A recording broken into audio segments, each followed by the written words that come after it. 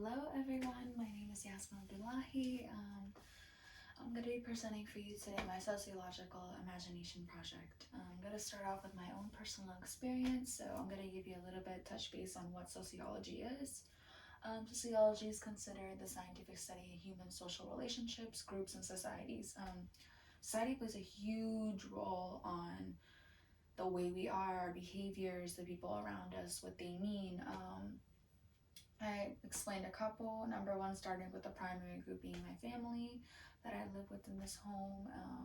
I'm also surrounded with a couple of expressive leadership, which comes from my sister and my mom.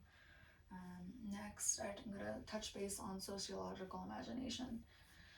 Sociological imagination refers to examining people's actions and attitudes and how they are shaped by societal forces. Sociological imagination can help you see how sociology plays a huge role in our own life, specifically with behaviors and attitudes that we pick up on from just being outside, having conversations with people, exchanging information. Sometimes that rubs off on us a little bit. And next slide being social forces. Social forces is anything that is human created and influences people to behave a certain way. For example, TV shows, radios, music, culture is anything that beliefs, values, norms, behaviors, language. Like I am mixed with Ethiopian and Egyptian, so I speak a little bit of Arabic, and that comes from my culture. Social structure is typical patterns of a group, what builds that structure to be the way they are. Socialization includes individuals internalizing values, beliefs, and norms of a given society. Social institutions are social structures created to fulfill some human needs. Next up, I have individual versus society. First one, touching base with the individual. A particular being, thing, distinguished an individual as myself, and society is the larger social grouping made up of individuals. So as you can see, they work hand in hand together. One wouldn't work without the other, and the other one wouldn't work without the other. It's as simple as that.